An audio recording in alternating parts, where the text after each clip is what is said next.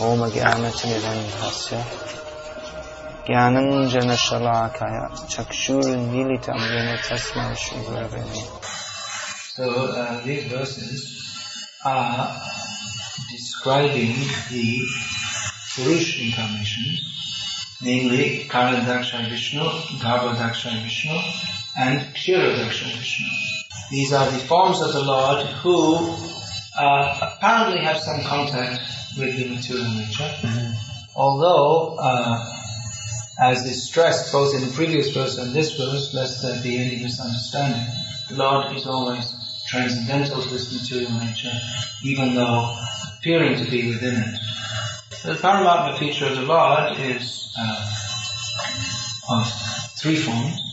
The super soul of the whole material creation, who oversees the overseer of the whole material creation, Karadaksha Vishnu.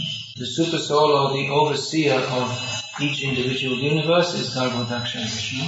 And the form of the Lord Kshirodaksha Vishnu, who is both also within this universe residing, it is both in this universe residing in his own planet, as Shvetadvi, on the ocean of milk, hence the name Kshirodakashai, which literally means one who lies down on the milk, on the water of milk. So this form of the Lord also enters within the heart of every living being. Upadrashtanumantacha Bhukta Bhata Maheshwaraha Paramatmeti Tyukto.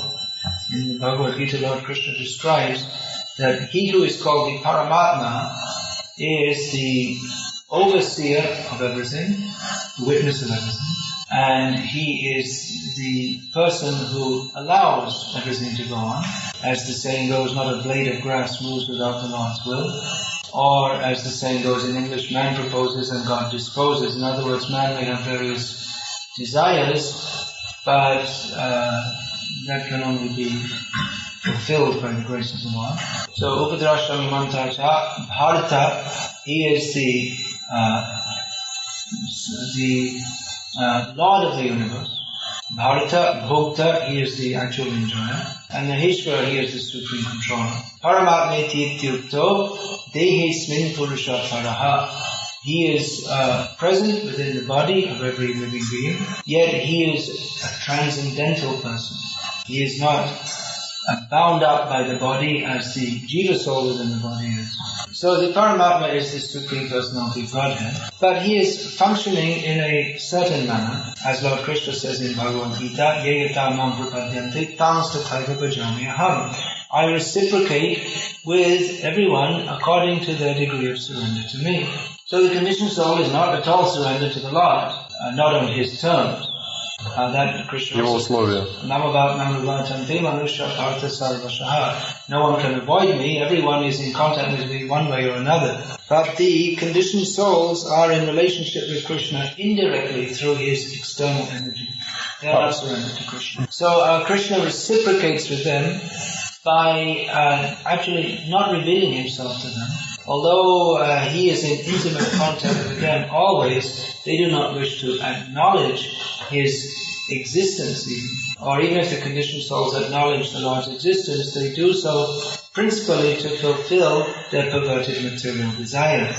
Therefore, although the Paramatma is the Supreme Personality of Godhead, due to the indifference of the conditioned souls towards him, he doesn't act in that reciprocal, in the loving manner of the lover to lover. Therefore, Paramatma realization of the Lord is even though it is acceptance of him as a person, it is still not complete. And the realization of the Brahman feature of the Lord is a vague realization of transcendence. There are various examples given in Shastra to elucidate the meanings of Brahman, Paramatma and Bhagavan realization. One example is that of a traveler on a plane approaching a city. Traveling on a plane, P-L-A-I-N. So from a distance, he just may vaguely make out some object.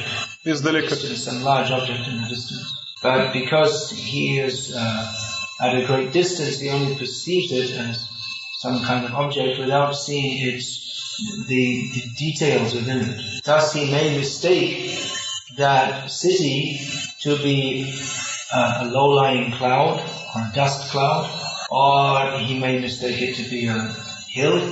When he comes closer, he can distinguish that it's a city, but still he doesn't, being at a distance, he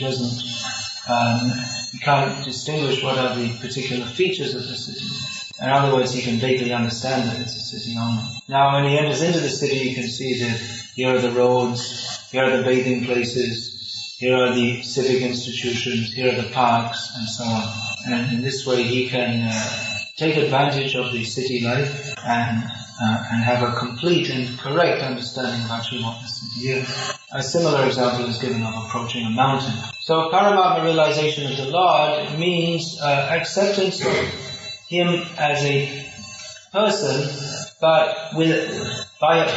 acceptance of Him as a person by a person who doesn't really want to enter into a very close relationship with Him. One can go on from the Paramatma realization to become Bhagavan realized, but just like a traveler approaching a city, if he keeps himself at a distance from the city, he cannot avail of its facilities, nor can he properly understand what it is. So the Bhagavatam is giving detailed knowledge of the personality of Godhead, as has been stated earlier in this chapter.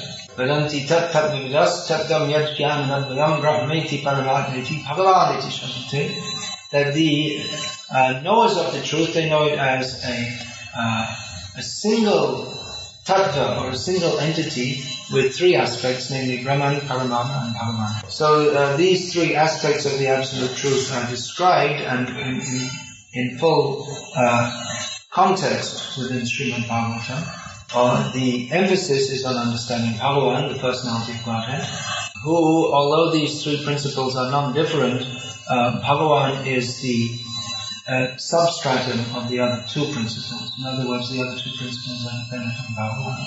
So here the Paramatma is being described in relation to the material world, and indeed there is no other way to describe the Paramatma because he exists in this form only within the material world. And even for the devotees who give themselves to Krishna, then the Lord in his Bhagavan feature reciprocates with them from within their heart, rather than his semi-personal feature as Paramatma. Actually, there is no qualitative difference between Paramatma and Bhagavan. But when we speak of a Bhagavan realized soul, we mean one who is in a pact of love with the Supreme Personality of Godhead. So the same Paramatma who deals in a rather administrative manner towards the jivas in this material world reveals himself more and more as the Supreme Personality of Godhead to those devotees who worship him with love. As the Lord says in Bhagavad-gita, Samoham sarva bhuteshu name dveshu stina priyaha. I am equal to all beings, I favor none, nor disfavor any.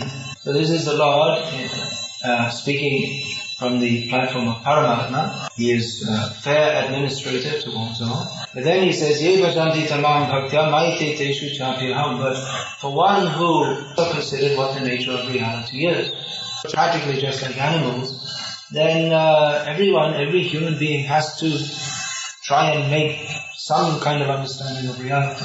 However, without accepting Krishna as the Supreme Personality of Godhead, all philosophical attempts are all simply foolishness and ignorance, because they don't correspond with reality. Even if they are highly developed systems of philosophy, and there are many highly developed systems of philosophy, but if they don't come to the point of understanding Krishna, then that means they're wrong.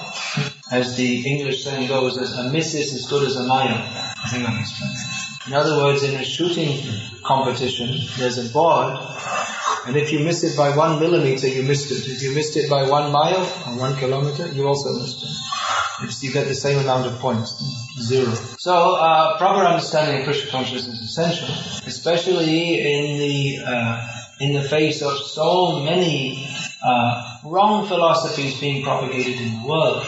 Yesterday, without getting into many details, I was discussing impersonalism and voidism, which is one of the major manifestations of philosophical incorrectness which bewilders the conditioned soul, and which is therefore repeatedly addressed and defeated in Vaishnava literature, including Srimad Bhagavatam. And of course, Srila Prabhupada was also, as a typical Vaishnava Acharya, Srila Prabhupada was also very strongly combative against depersonalism and voidism. Now, as we know, another major misconception that Srila Prabhupada repeatedly and strongly spoke against was the modern idea that life has come into being from a random combination of chemicals.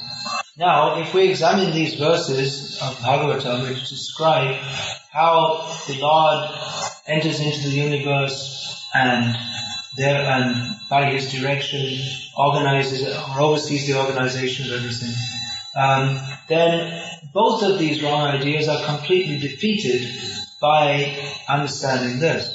So even though impersonalism and voidism on one hand and modern evolutionary theory on the other may appear to be quite different philosophies, they are both defeated by the same correct understanding of reality. So devotees on one hand, they study what are the defects of all these wrong philosophies, and on the other hand, they study these passages from Shastra which describe the actual correct position of the personality of Godhead in relation to His dependent material and marginal energies. Material and marginal energies. And actually, devotees are not interested in the same way as, for instance, the Mimamsakas or Vedic sense enjoyers, or the so-called Vedic sense enjoyers, or Sankhyaiks, or so-called Vedic, another form of atheists, or impersonalists. They're not interested as these people are simply discussing and defeating other philosophies. But actually devotees, their real interest is in simply worshipping their glorious Lord. But because their service to the Lord, their worship of the Lord, entails preaching Krishna consciousness, therefore they study and defeat these philosophies, wrong philosophies. And so that they themselves may be purged of misconceptions which are generated from these wrong philosophies, therefore they very carefully study the philosophy of Bhagavatam.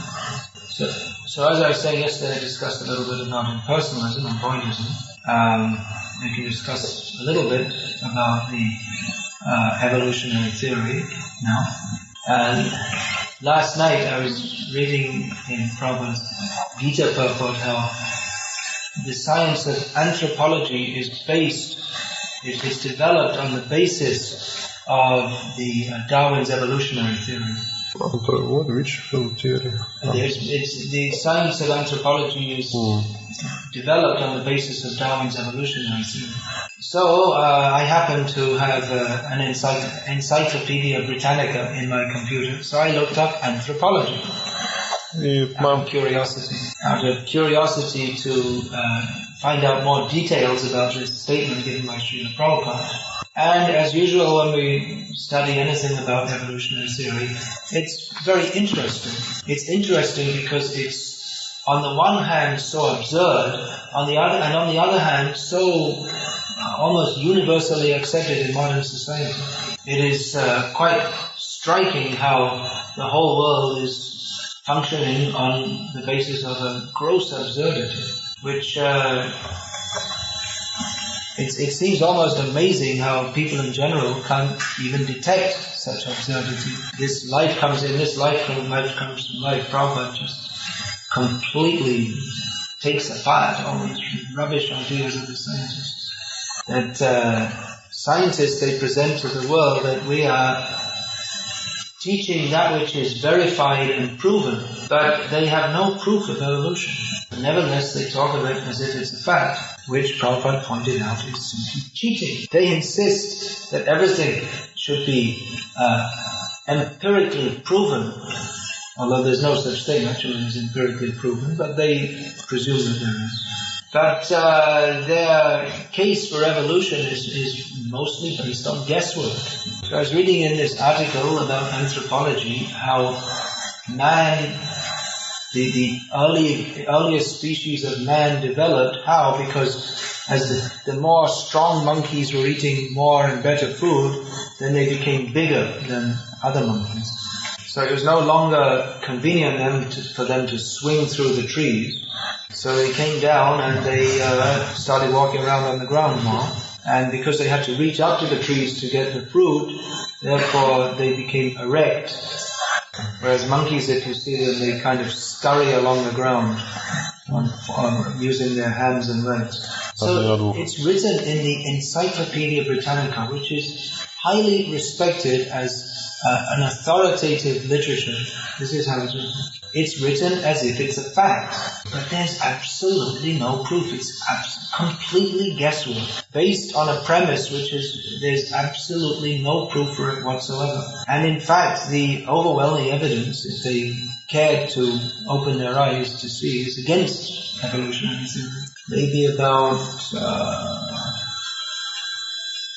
10 or 12 years ago, I was distributing books, especially Life Comes from Life, at the All India's annual science convention or something like that it's called. So I went in one hostel and I met one professor and I asked him, well, what are you doing? Or what's your profession as a professor? And he said that most of the time nowadays I spend traveling around to conferences like this, mostly in India and throughout the world. Then he asked me what I was doing. And I said, well, I'm distributing these books. And I gave him Life Comes from Life. And he asked, well, what is this book about? And I said, well, it shows that Darwin's theory is complete nonsense. And he laughed and he said, well, we already know that. And he said, so I said, well, why are you still teaching it? He said, well, we don't have any other theory. Of course, many scientists, they don't accept that it's all nonsense. They're still very much enamored by it. Maybe evolutionary theory, the way that Darwin originally conceived of it, has been long since superseded, but they still stick to the basic principle of believing in evolution. You heard that? Believing in evolution? Did you hear what I said? Believing in many scientists, they're still believing in evolution. If it's believing in evolution, then how is it science? You don't say that, wow, I believe in water. It's a universally accepted fact. I mean, we may have people the Flat Earth Society, for instance, they believe that the Earth is flat, it's not a globe. But we don't have the no water theory. We don't have no water bodies, ajala bodies. It's a universally accepted fact. I mean, there's not even any branch of fanatical religionists, or there's no one in the world who denies that water exists. It's not a theory, it's an accepted fact. However, scientists, although they like to present evolution as a fact, they, when pressed, they have to say that I believe in it. You can't prove it. Well, we are Vaishnavas. We're not modern anthropologists. Which is, the very desire to study so many different things is actually based on atheism. The idea that we should study so many facets of the observed world in so many ways is based on the idea that by knowledge, we can dominate the environment, we can control the environment. The Vaishnava, he studies nature this way, through Bhagavad-gita. And in Vedic society also there may be specialists in various branches of knowledge, but with a very different motive to persons who want to study nature, to forget God, or to deny God, and to attempt to dominate nature. For instance, the student of Ayurveda accepts the existence of God, and he accepts that medicine doesn't work if God doesn't want it to. And the enlightened student of Ayurveda, he studies with the object of helping to people to gain to maintain their physical health, because the human body is a good vehicle for developing Krishna consciousness. So let us study Prabhupada's books, the most essential books of knowledge, which give clear knowledge of the science of God, and which are presented in a manner suitable for us to understand. There may be many Vaishnavas who they don't like to discuss all these different things about modern scientists and so many things. Nor are they capable of defeating the scientists as Prabhupada was. But they just like to discuss, for instance, Rasa Katha and Krishna's pastimes. But unless there is systematic training in the science of God, and particularly what's the English?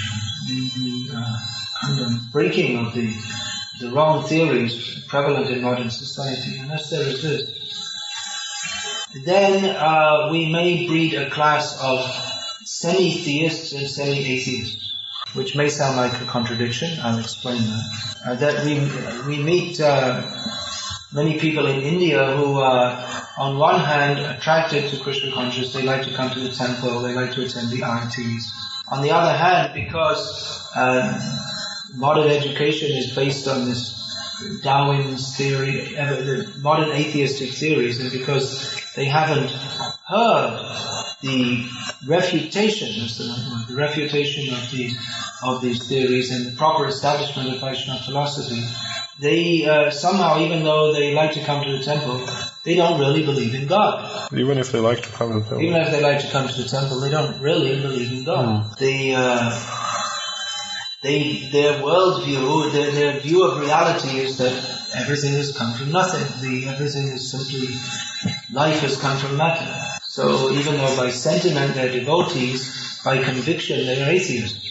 So similarly, if we it's very nice to talk about Krishna's pastimes and all these things, and just to sing bhajans, and not really be too much concerned with understanding the philosophy of Krishna consciousness in detail.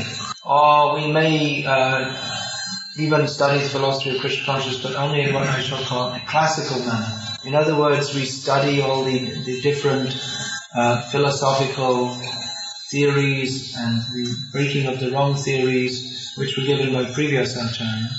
But we don't take much note of the prevalent misconceptions in society today, or the misconceptions prevalent in society today. But this is actually the mark of Prabhupada as the true acharya of the age, that he recognized the misconceptions prevalent in society at the time and addressed them and defeated them on the basis of Bhagavad philosophy. So it is our duty as followers of Prabhupada to, on the one hand, develop Krishna consciousness by understanding Krishna as the Supreme Personality of Godhead, and on the other hand, to take the trouble to understand how all other theories are wrong and to defeat them. It is not sufficient for Vaishnavas, and particularly followers of Prabhupada, simply to cultivate Krishna consciousness by hearing about the pastimes of Krishna, singing different bhajans and so on. They must also combat the misconceptions prevalent in the world. That is our duty as followers of Srila Prabhupada. Of course, the best way to do that in a general way is to distribute Srila Prabhupada's books. Yesterday I was speaking about Bhagavad-gita as it is and Science of Self-Realization. These are very effective. Well, Bhagavad-gita as it is very effective for combating impersonalism. And Science of Self-Realization is very good for giving a general and easily understandable presentation of Krishna consciousness. But the best book for exploding the wrong theories of the atheistic scientists is this Life Comes from Life. A small book, but so powerful and so revolutionary. So study these books, distribute these books. Devotee, when he sees all the misconceptions prevalent in the world, he wants to rectify them. That is the duty of the members of the Krishna conscious movement. Are there any questions about this? Well, yesterday's class. Okay. Well, let's take now questions related to this class, if there are any, and other questions we'll take in the evening. Any questions related to this class? Okay. What wishes about spiritual reality? Well, it relates to this class. As conditioned living entities, For conditioned living entity, spiritual reality is also kind of illusion, because he has no direct experience of it. So how can a conditioned living entity enter into this reality, which seems to him to be just another illusion? It seems to be an illusion. It's not an illusion. Therefore, tamasi maha jyotir gamaya. Come out of the darkness, come to the light. Utishta jagrata prapya varandi bodhita. Get up, wake up, attain the goal of human life. We are in the position of ignorance. We are in ignorance. Take knowledge. Tasmad gurum prapadyeta jignasu shreya uttamam. One should approach a guru and inquire about the highest necessity. Why remain in illusion? How to come out? Take to the process of Krishna consciousness. Perfect impersonalists, they could, in their meditation, they can see Paramatma feature of the Lord. What happens after they see it? Should they change their outlook, their philosophy? What happens? You like this word, perfect. Perfect impersonalist is the devotee. It means he understands the impersonal aspect in relation to Bhagavan. If one is simply an impersonalist without any knowledge of Bhagavan, then his impersonal concept is incomplete and therefore imperfect. The Sanskrit word Purana means complete, it also means perfect. So anyway, impersonalism in itself doesn't lead to Paramatma realization. According to the sadhana one follows, then the possibility of developing a certain kind of siddhi or perfection is there. If one is on the path of impersonalism, it doesn't lead to Paramatma realization. And similarly, Paramatma realization in and of itself doesn't lead to Bhagavan, realization. An impersonalist or Paramatma-vadi, they can come to the platform of devotion, as can even a non-transcendentalist, by the mercy of Krishna manifest through his devotees. Otherwise, simply by following any process, either for impersonal realization or Paramatma realization, that in itself will not lead to God realization, full God realization. Bhaktistu Bhagavad Bhakta Sangena Parijati. Bhakti comes about by association with devotees. So Hare Krishna.